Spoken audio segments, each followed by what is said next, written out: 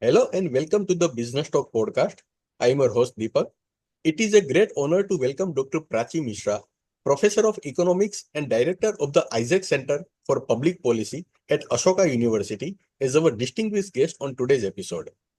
Before joining Ashoka University, Professor Prachi served as the Chief of the Systemic Issues Division and Advisor in the Research Department at the International Monetary Fund. Over the course of her tenure at the IMF in Washington, she held a variety of roles, including in the office of the first Deputy Managing Director. Between 2010 and 2022, she was the Managing Director and India Chief Economist in Global Macro Research at Goldman Sachs. From 2014 to 17, she served as Specialist Advisor and Head of Strategic Research Unit at the Reserve Bank of India. Earlier, in 2012-13, she worked as a senior economist in the Office of the Chief Economic Advisor in India's Ministry of Finance and at the Prime Minister's Economic Advisory Council. Dr. Prachi has also contributed to several policy and research bodies. She has served on the board of Center for Advanced Financial Research and Learning, an RBI-promoted institution, the External Advisory Council of the 15th Finance Commission of India, and the Fiscal Responsibility and Budget Management Review Committee. She holds a PhD in economics from Columbia University and a master's degree from the Delhi School of Economics. Her research interests span international economics, macroeconomics, and the Indian economy and financial markets. In this episode, Professor Prachi will offer valuable insights from her research, India's economy, challenges and opportunities amid global headwinds. Kicking off this exciting conversation, let's warmly welcome Professor Prachi Mishra to the show. It's a real privilege to welcome you, Professor Prachi. Thank you for joining us. Thank you very much, Deepak. This is an excellent initiative for the academic community and my pleasure to join. Thank you. Dr. Prachi, India is often described as a bright spot in a turbulent global economy. Could you start by giving us a broad overview of India's economy today, particularly in the context of global uncertainties? Sure, Deepak. So I think economists and more generally, when we are assessing any country's, economic landscape, India's current economic landscape, it is very crucial to distinguish carefully between cyclical issues and structural issues. And let me start with the state of the economy in cyclical terms. So cyclically, the incoming data suggests that the news is mostly good. Sequential momentum in GDP, this is what economists use as a measure of, how the current economic cycle is. That has increased. And if we look at a number of high frequency indicators, for example, IIP, non-oil, non-gold imports, all that is showing a positive and higher momentum as well. If you look at other indicators of consumption like vehicle registrations, air passenger traffic, all of them are reporting solid growth. FIs, the foreign institutional investors, have also become net buyers of equity. But remember that this is against the backdrop of a cyclical slowdown over the last 2 years. So we saw a decline in average momentum of GDP from over 9% in calendar year 2023 to less than 5% in 2024. So basically, if given that we have limited fiscal space, monetary policy has to adjust, and it has adjusted. And perhaps, there's more to go. We've had 50 basis points of policy rate cuts, plus if we take into account, CRR cut and liquidity injections, we've had at least equivalent to 100 basis point of rate cut in this cycle.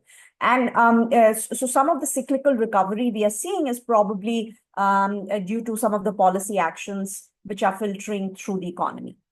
But let's keep the cyclical issues aside and move to a structural or long-term view of the Indian economy, which perhaps, what you're referring to in your question. And here again, since this is for, academics and the academic community, I wanted to point out that, we have to keep in mind some fundamental technical considerations regarding how we measure and interpret economic performance. So if you look at, absolute levels rather than growth rates of GDP, that provides an important context. And this is particularly important in periods which are close to a crisis, especially an unprecedented one like the COVID-19 pandemic. So let me elaborate a little bit here. So if any economy is contracting, say during a recession by say 10%, So you're going from 100 to 90. And in the following year, if the economy grows by 10%, can we say, wow, this is terrific growth rate? I think the answer is no, because after the 10% growth rate, the economy would still be at 99. I think you're going from 90 to 99, still 1% below its pre-crisis level. So had the crisis not happened with normal, growth rate, say 5% or so, the economy would have been at 105. So you'd really need a growth rate of 17% to get the economy to a pre-crisis path. So bottom line, I think I would like to emphasize that when any economy is recovering lost output after contraction, like after the pandemic, growth rates can be really misleading.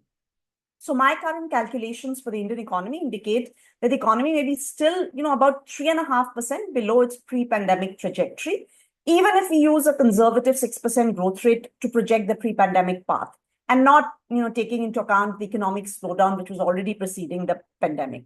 Bottom line, I think, we have not yet fully recovered the lost output from the pandemic. The gap is definitely closing.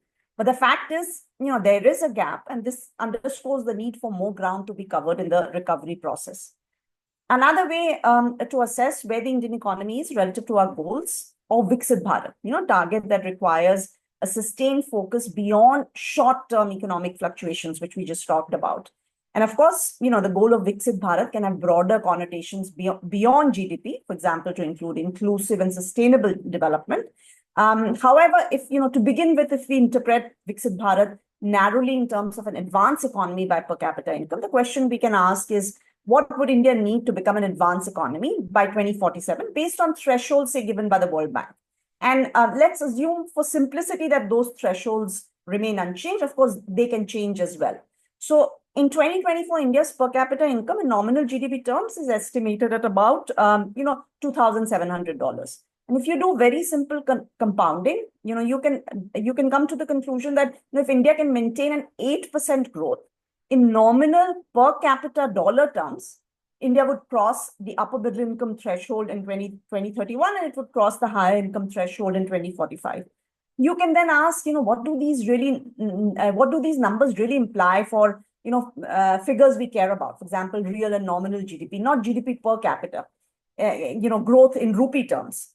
So here we have to make some assumptions on population growth, exchange rate depreciation, and exchange rate is particularly very hard to predict. But if we make some reasonable assumptions, we would need a nominal GDP growth rate of about 10% or so. So if you assume a 4% inflation consistent with our target, this implies a 6% real GDP growth on a sustained basis.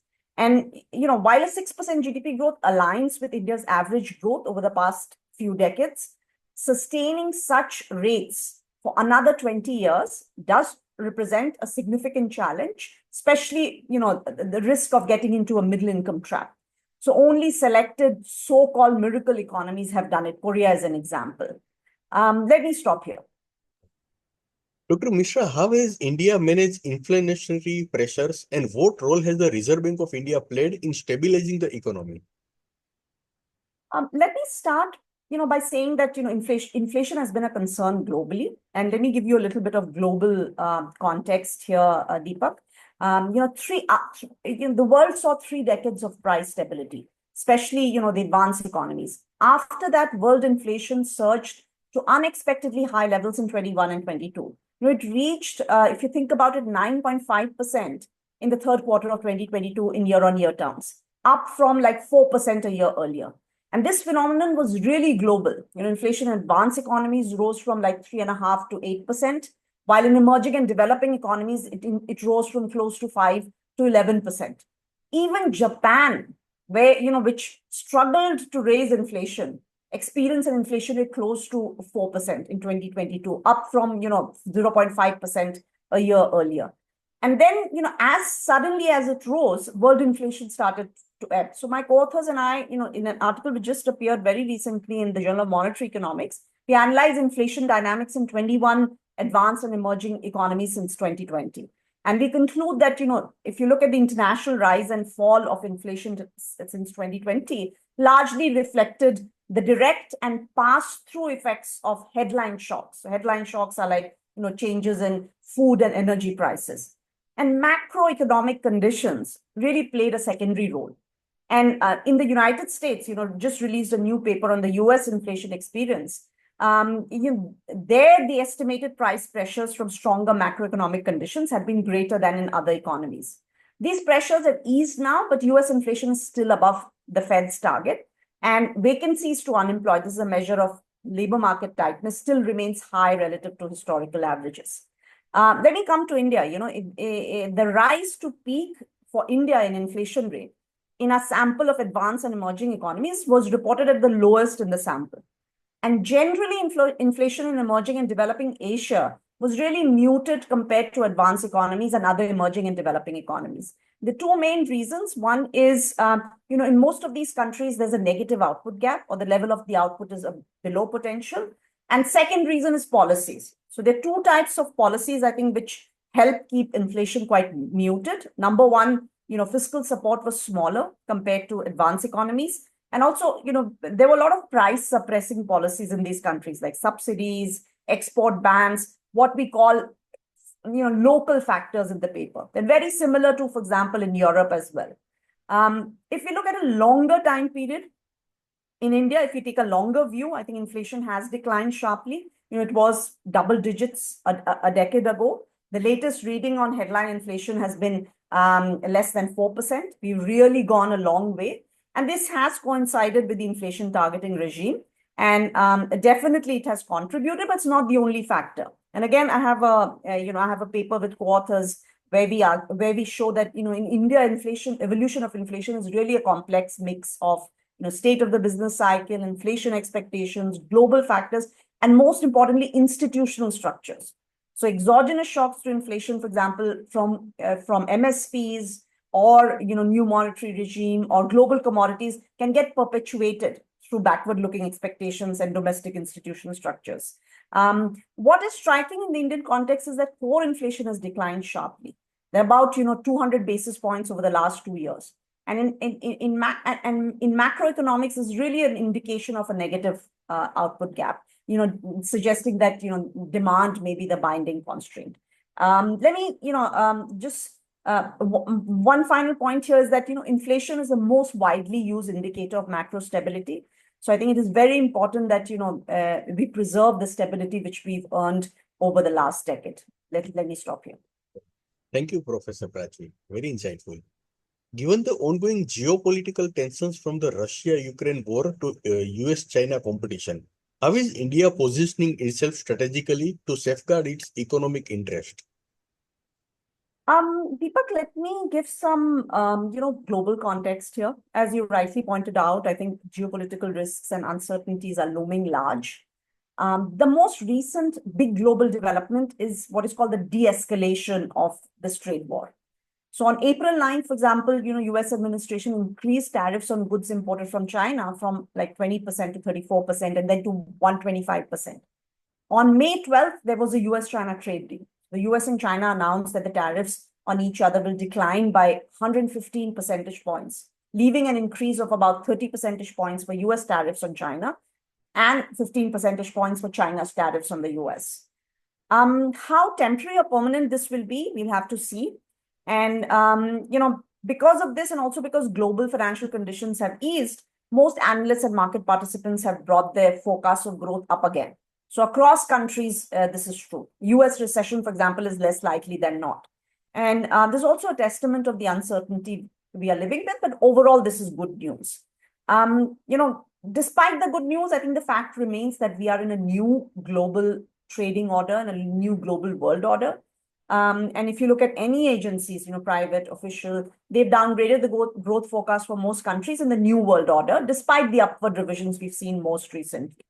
In particular, if you think about, if you take US or China, growth forecasts have been revised downwards.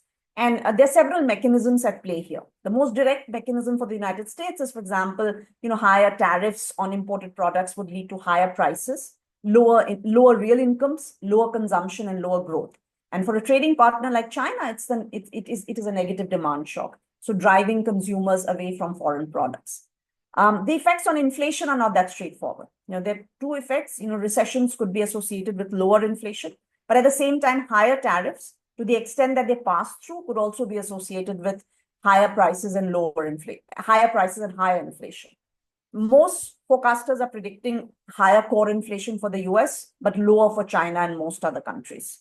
Let me highlight just one crucial aspect, which I already mentioned and I've written about it as well, is we are living in a world with heightened uncertainty. And we know that uncertainty affects economic behavior. If you think about households, they postpone purchases, they build financial buffers, against potential downturns. Producers, if they're facing uncertainty, they'll delay investments, hiring decisions.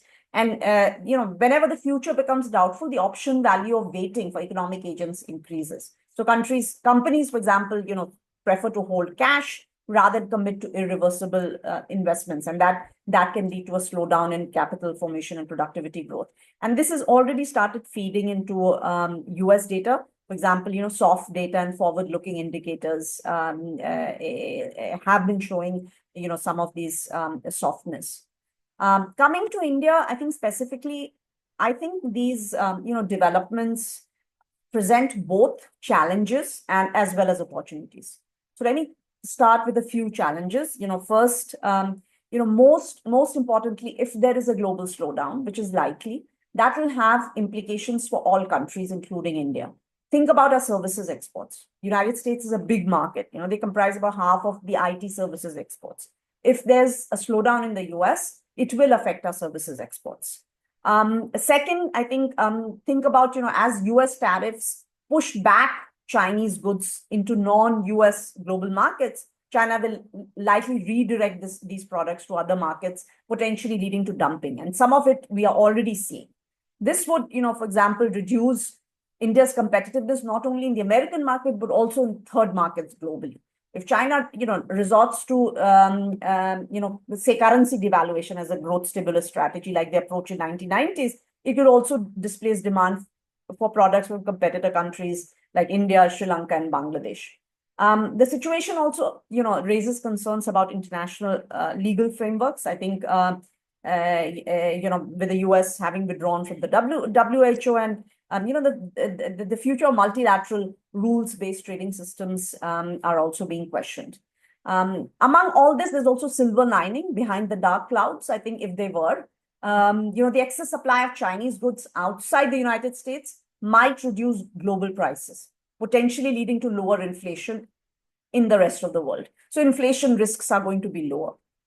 So while there are these challenges, I believe there are immense opportunities for India. I think the space vacated by countries which are directly targeted by tariffs would be captured by Indian exports. And, fortunately, India is not at the top of the US tariff radar. Additionally, for geopolitical reasons, India could also serve as a neutralizing force amid, renewed, some of the US-China dynamics which we are seeing.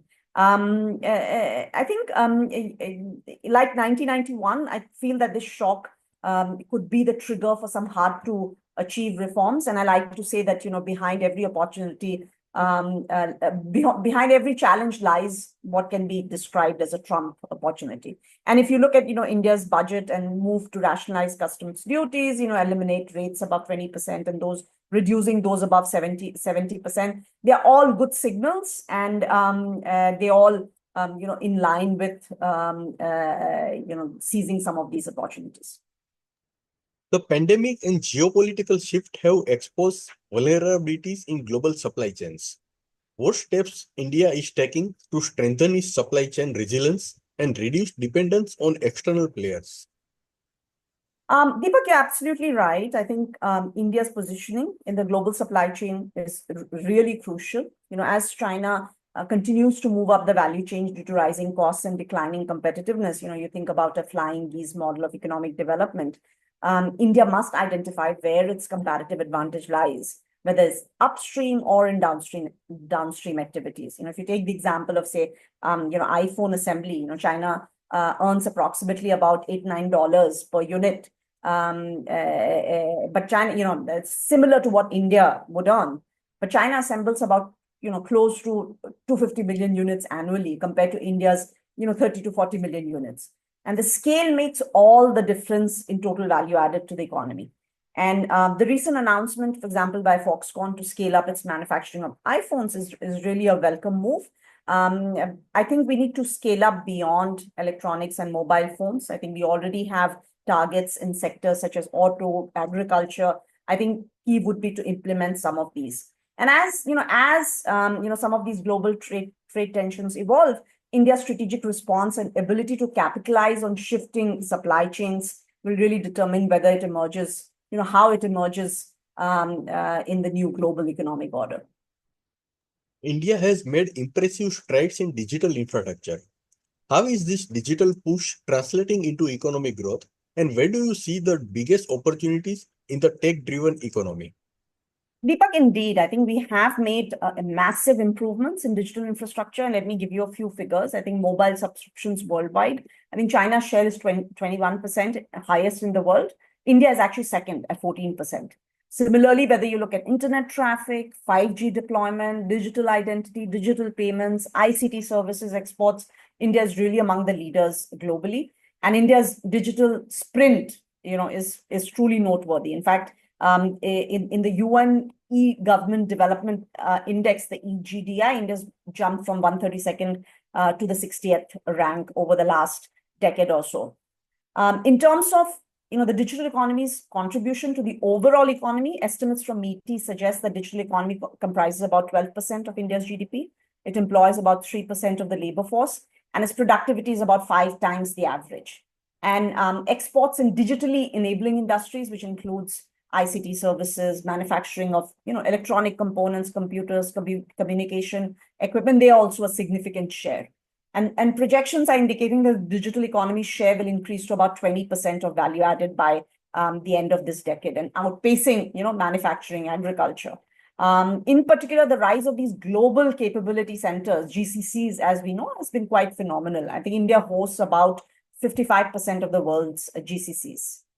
In terms of opportunities, I think the AI sphere does offer opportunities, but there are a lot of challenges as well.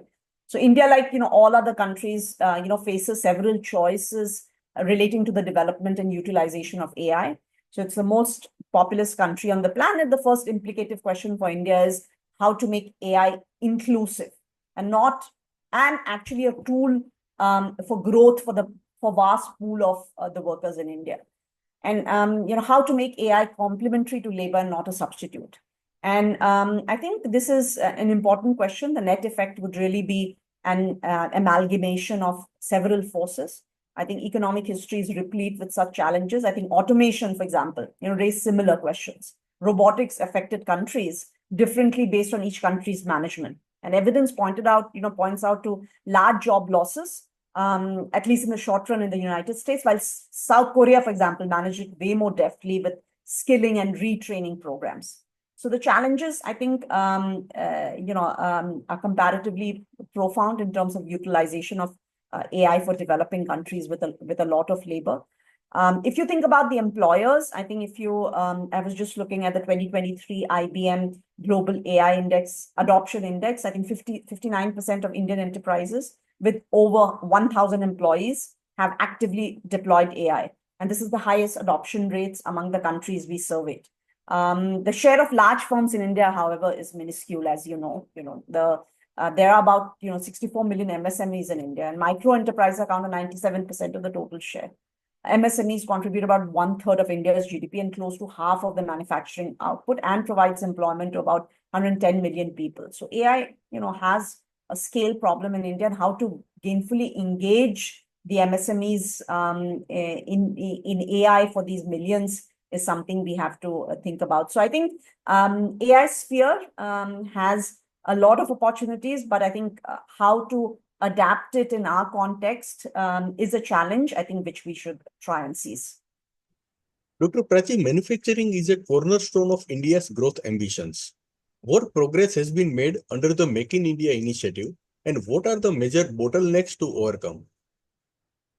Deepak, let me put it in this way that, as you point out, manufacturing is not only a cornerstone of India's growth ambitions, it's very crucial for our employment challenge. If you look at aggregate macro data, you look at manufacturing as a share of GDP, it's still stagnant. And if anything, there's a slight decline. And this is as opposed to services where we are seeing, impressive growth. And the puzzling, the paradox is that we are giving all the support to manufacturing, as you pointed out, PLI, PM Mitra Parks, but yet the growth is mostly in services. That said, I think there are definitely green shoots, as Apple supplier Foxconn, I think everyone knows about, is preparing to significantly ramp up iPhone production at its Indian manufacturing facilities, but yet not showing in aggregate macro data. I think the important point also to note is that India is a labor-abundant country, right? However, India has increasingly shifted towards capital-intensive production techniques in domestic production as well as exports. And this is particularly important for our employment challenge.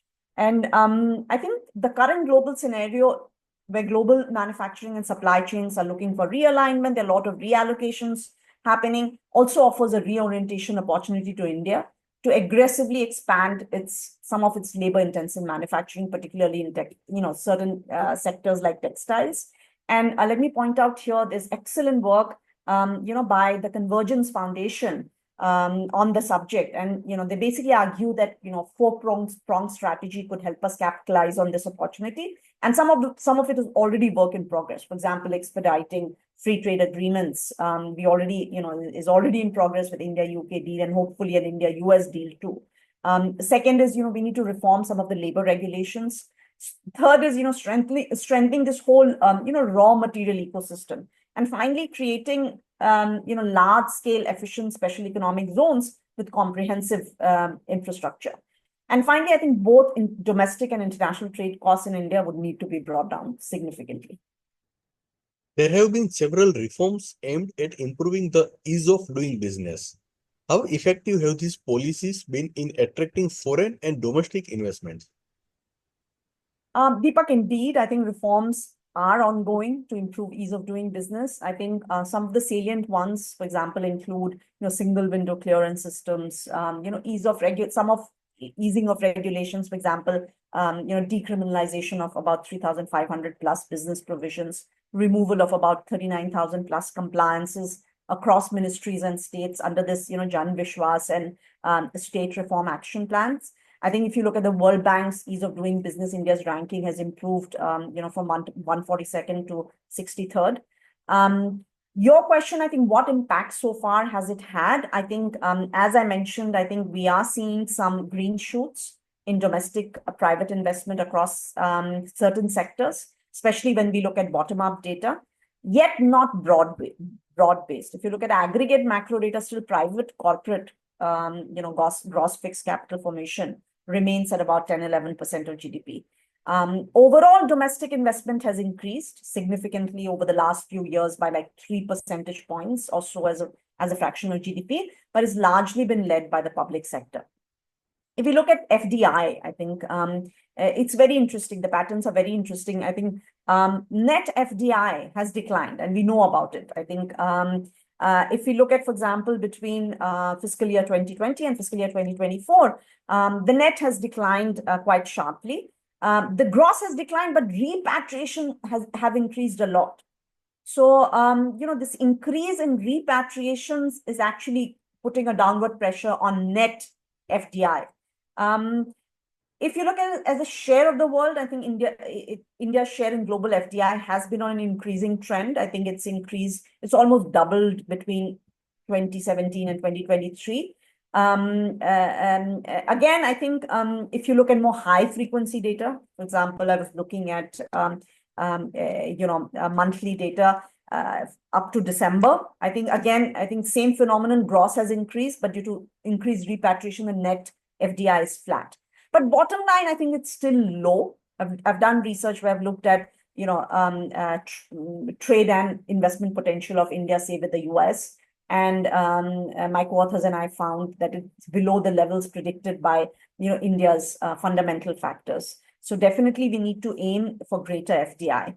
I think you asked the question, what can we do further? I think that's the most important question to do. What are the policies we need? And how can we boost investment further?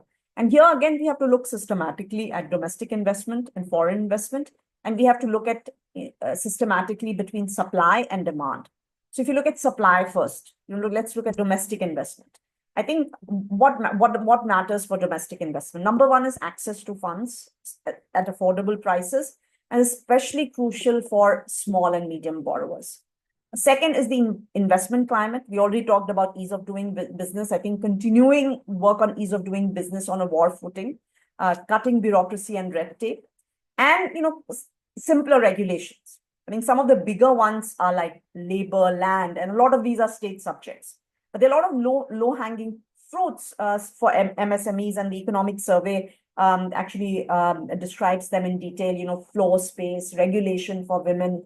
And third is, simplified tax regime. So if you think about, the supply of domestic investment, access to funds, and the investment climate. And investment climate, you can think about, ease of doing business, continued work on ease of doing business, simpler regulations, and simplified tax regimes. And simpler regulations, not only the bigger ones, which we always talk about, but also, some of the low-hanging fruits, especially for the MSMEs. If you come to, foreign investment, I think, the supply factors of domestic investment are the same. However, in addition, I think, policy certainty is very important for foreign investors. Exchange rate stability is very important.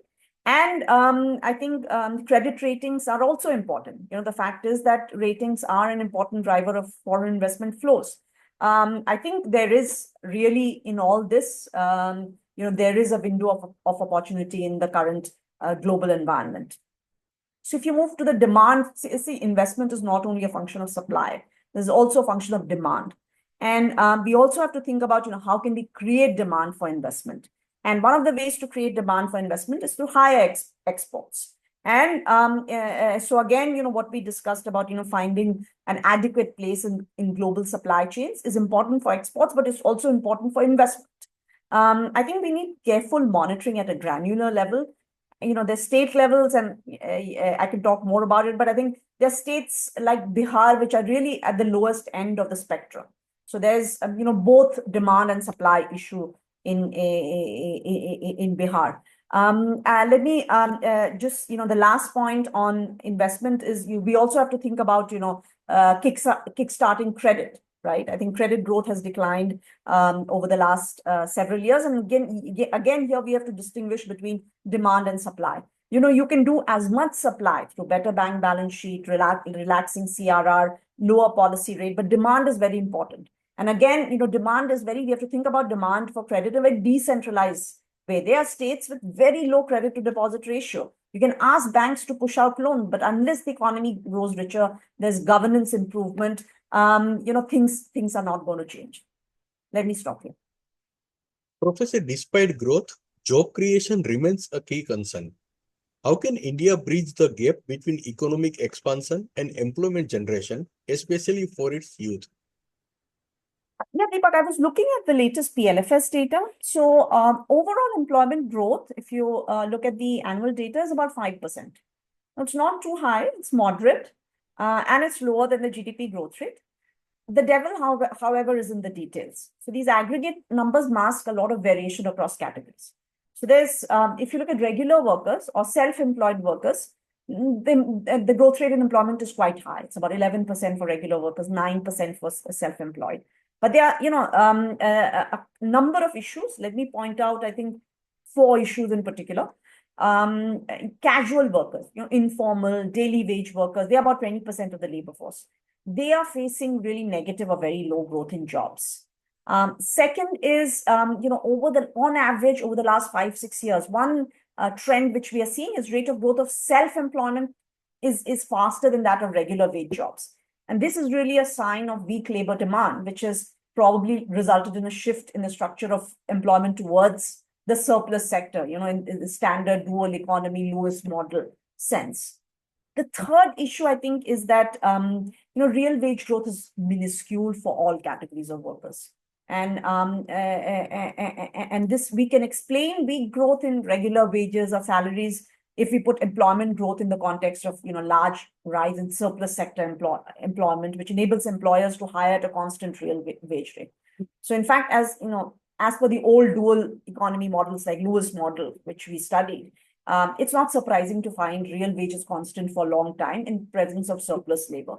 Of course, particular labor markets may behave differently at a lower level of abstraction.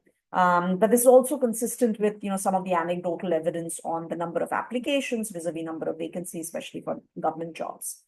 And fourth, I think again, I think we have to take a more granular perspective. There's a lot of divergence across regions. Again, if I look at my home state, which is Bihar, based on PLFS, Bihar's overall unemployment is thrice that of national average. For the youth, if you look at 15 to 25 years of age, its unemployment rate is 31%, again, thrice the national level. I think how can we address the employment challenge, the question you raised? We already talked about it, very intricately related to, number one, the challenge of pushing labor-intensive manufacturing. Number two, education and skill development agenda. And number three, getting more and more women into the labor force. We are making progress in each of these areas. I think a lot more needs to be done. As India grows, how is it balancing economic ambition with environmental sustainability? Are we seeing real momentum towards a green and inclusive economy? Deepak, indeed, I think India has achieved remarkable economic success. It's now, the fourth largest economy along with Japan. However, the economic growth stands in sharp contrast with the environmental challenges. And one area which I've done some work is air pollution. And India ranks as the third most polluted country globally and has the worst air quality among major economies. And many Indian cities regularly top global lists of the most polluted urban areas. And the costs of air pollution, are very well known globally. Let me say what puzzles me is that, why hasn't clean air become a major political priority in India, despite a strong democratic traditions? So if you look at evolution of electricity access, that actually provides a very interesting parallel. Initially, only the wealthy could afford generators, but eventually, widespread public demand from citizens made electricity access a key election issue. Now, politicians promising free power to win votes. In contrast, the clean air debate hasn't gained similar traction. So, affluent citizens can, of course, protect themselves with air purifiers, air-conditioned cars. Those who rely on two-wheelers or use public transport remain exposed. However, if the electricity example is any guide, I think public demand for clean air should eventually follow a similar path and building into a powerful political force. The question is, how can we accelerate this path, and what role can policies play?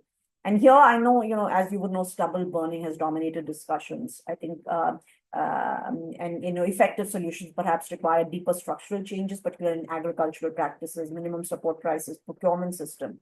But at the same time, I want to, point out, when I've written about it, that there are several low-hanging fruits which remain unexplored. So India could significantly, for example, reduce, air pollution by bringing order to its chaotic traffic systems, enforcing stricter construction regulations and increasing the urban green cover. These offer, simpler solutions and immediate opportunities for improvement while we work on the more, complex agricultural challenges. Let me stop here. Dr. Prachi, my last question. What gives you most confidence about India's economic future? And what should policymakers prioritize to ensure sustained and inclusive growth amid global headwinds? Deepak, let me say that, there are a number of factors that give me confidence. I think first, we are a labor-abundant country. We are still expanding our productive cohorts, while advanced economies and, emerging markets like China are contracting. Second is, political stability. Look around the region and the world. This is really a big deal.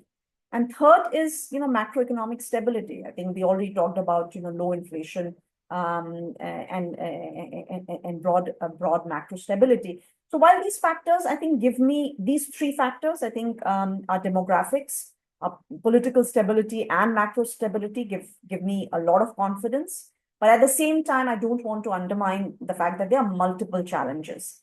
And as you rightly pointed out, let me lay out what I think are the priorities. As I said, we are a labor-abundant country, but at the same time, I think more than 90% of our jobs are informal, low productivity, low wages, little social security benefits. I think this is a big area we have to work on. Second, I think we discussed in detail manufacturing. I think despite all the support we've provided, in aggregate data, the share of manufacturing in GDP has actually remained stagnant or even declined. I think we have made progress in certain sectors. However, the issue is that our production and exports are increasingly shifting towards capital-intensive products and technologies.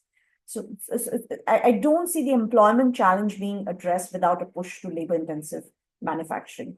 There are a lot of good ideas. I mentioned good work by foundations such as the Convergence Foundation. I think the key would be to execute some of these. And we are seeing progress, especially in certain states. Again, the ideas would be to scale these up. And finally, let me point this out that the third big challenge is that if you think about it, when we gained independence, an explicit government objective was to have a more egalitarian society, and coupled with balanced development of different regions. And active state intervention was envisaged to reduce some of these disparities. Yet, despite 15 Finance Commission, 16th one in progress, former Planning Commission, I think divergence across states has increased and might have assumed really extreme proportions. And again, none exemplifies this other than the case of my home state, which I already spoke about, which is Bihar. Bihar accounts for 9% of India's population, yet less than 2% of India's GDP.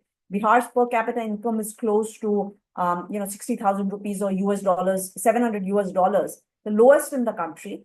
It's lower than most of sub-Saharan Africa. And it's actually comparable to Liberia, one of the poorest countries there and inflicted by civil wars. And in fact, if you exclude Patna and Begusarai in Bihar, the per capita income would be much lower.